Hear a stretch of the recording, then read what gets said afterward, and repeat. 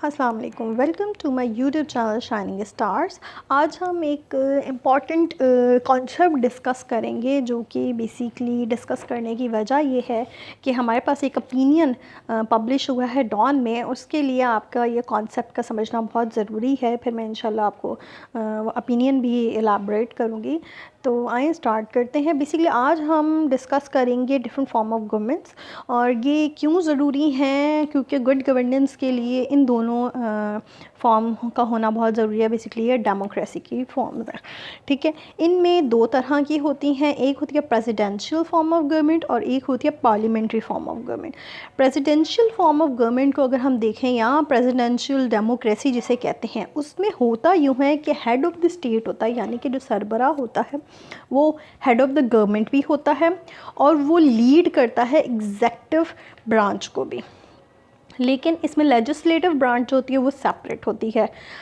ये कहाँ कहाँ पाई जाती हैं? ये हमारे पास यूनाइटेड स्टेट्स में होती हैं, फ्रांस में होती है, अर्जेंटीना में, कीनिया में। ये इसकी एग्जांपल्स हैं हमारे पास।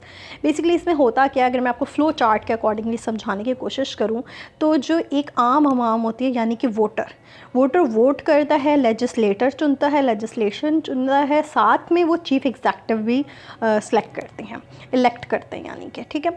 उसके बाद होता ये है कि जो लेजिस्लेचर है वो कांग्रेस बनाती है, और वो हाउस ऑफ रिप्रेजेंटेटिव्स भी होते हैं, और साथ में सेनेट्स भी होते हैं, ठीक है।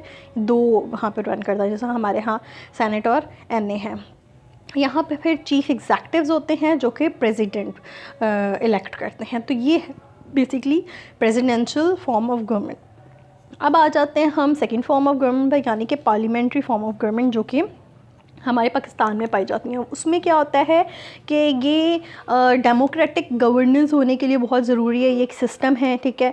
इसके अलावा जो है एग्जेक्टिव ब्रांच जो है वो आती है, उसमें जो है वो डेमोक्रेटिक लेजिटिमेसी से वो जो है प्रोसेस से होता हुआ, पार्लियामेंट से होता हुआ वो फिर सेलेक्ट होती है, इलेक्ट होती है, और वो अकाउंटेबल होती है लेजिस्लेचर के, यानी कि जो भी आपके बनेंगे वो सारे अकाउंटेबल होंगे लेजिस्लेटर के।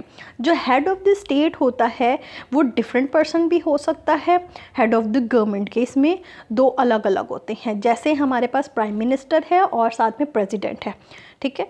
अब यहाँ पे एग्जांपल्स में कौन कौन से हैं? यूके में आता है ऐसी गवर्नमेंट, जापान में है, कनाडा में है, इंडिया में है। हम लोग क्योंकि सब कॉन्टिनेंट जो आज़ाद हुए हैं, द ग्रेट ब्रिटेन से आज़ाद हुए हैं, तो हमारे पास भी यही फॉर्म ऑफ गवर्नमेंट है।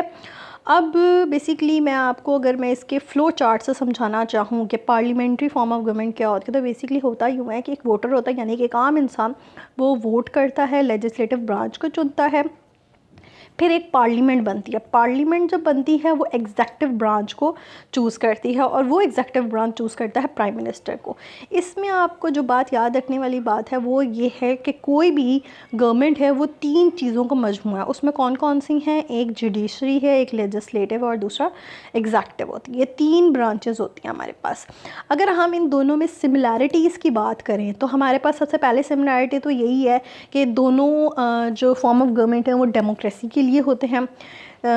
तीसरी जो है वो ये है कि जो इन दोनों के अंदर जो ब्रांचेस गवर्नमेंट की होती हैं वो बड़ी सेम होते हैं, यानी जो मैंने पहले बताई, जुडिशरी, एग्जेक्टिव और लेजिस्लेटिव।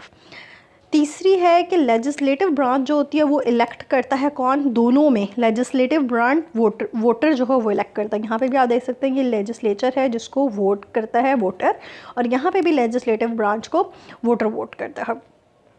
इसके अलावा अगर हम फोर्थ की बात करें, तो जो एग्जेक्टिव ब्रांच होता है, या फिर उसके अंदर मिनिस्ट्रीज़ जो आते हैं, वो सारे जो हैं वो लेजिस्लेचर के अंडर होते हैं, इसमें भी और उसमें भी, दोनों में, यानी कि प्रेसिडेंशियल में भी और पार्लियामेंट्री में भी, दोनों के अंदर हमारे पास एग्जेक्टिव जो होते हैं वो अंडर होते हैं लेजिस्लेटर के, या फिर जो भी लॉ पास करेंगे वो लेजिस्लेटर से प्रूफ करा के पास करेंगे। अगर हम इन दोनों में डिफरेंस की बात करना चाहें, जो बेसिकली मेन टॉपिक का समझने की ज़रूरत है, उसमें सबसे पहला जो डिफरेंस दिया जाता है वो ये दिया जाता है कि अगर हम प्रेसिडेंशियल फॉर्म ऑफ गवर्नमेंट में बात करें तो लेजिस्लेटिव के लिए अलग वोट होता है और चीफ़ एग्जेक्टिव के लिए अलग होता है, जबकि इसमें ऐसा कुछ नहीं होता। इसमें एक ही प्रोसेस चला जा रहा है। फ़्लो डायग्राम से आप लोग समझ सकते हैं। सेकेंड, अगर हम बात करें तो प्रेसिडेंशियल सिस्टम में प्राइम मिनिस्टर का कोई कॉन्सेप्ट नहीं है, ठीक है, डायरेक्ट प्रेसिडेंट है, ठीक है, उसमें कोई प्राइम मिनिस्टर का आंसर नहीं है। लेकिन इसमें है, इसमें प्राइम मिनिस्टर इन्वॉल्व होते हैं और वो आंसरेबल होते हैं जो है हमारे पास।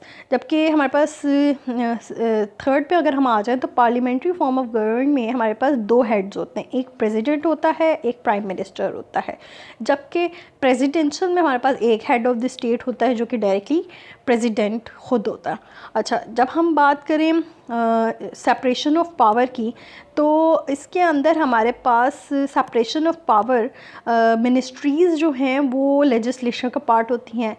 प्रेसिडेंशियल अगर सिस्टम में हम बात करें तो प्रेसिडेंट जो है वो डायरेक्टली वोट करता है, वो डायरेक्टली वोटर के वोट से आता है प्रेसिडेंट। यहाँ पे आप देखें presidential form of government directly voter vote कर रहा है, लेकिन पार्लियामेंट्री फॉर्म में हमारे पास वोटर तो वोट कर देता है लेजिस्लेटिव ब्रांच के लिए, लेकिन फिर पार्लियामेंट जो होती है वो सिलेक्ट करती है, एग्जेक्टिव ब्रांच को सिलेक्ट करती है, वो फिर एट द एंड जाके प्राइम मिनिस्टर को सिलेक्ट करते हैं।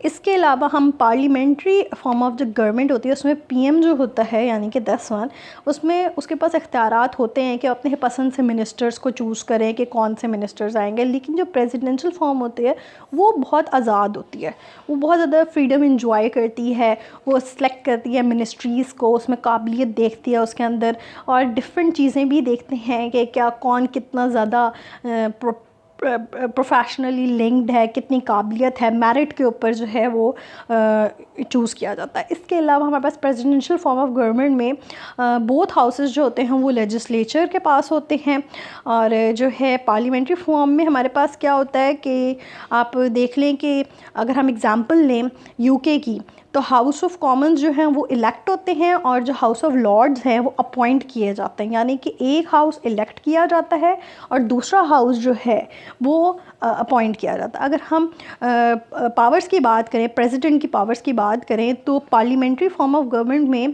प्रेसिडेंट के पास कोई ख़ास पावर नहीं होती है, बस उसने सेलेक्ट करना होता है और वो बस सेलेक्ट करता है, उसके पास कोई फॉरेन और डोमेस्टिक पॉलिसी की कोई पावर नहीं होती है। लेकिन प्रेसिडेंशियल में सारे प्रेसिडेंट के पास पावर होती हैं, वो सेलेक्ट करता है, अपनी कोई भी बात हो वो अपने अंडर जो है वो अपने करवा सकता है। अच्छा, अगर हम पार्लियामेंट्री सिस्टम की बात करें प्राइम मिनिस्टर की और सीएम की, तो उसमें यह होता है कि वो रिप्रेजेंटेटिव होते हैं लेजिस्लेटिव के, प्राइम मिनिस्टर भी, और सिलेक्शन जो होती है वो इन दोनों के बिहाफ पे यानी कि सीएम और पीएम ये दोनों मिल के मिनिस्ट्रीज सेलेक्ट करते हैं।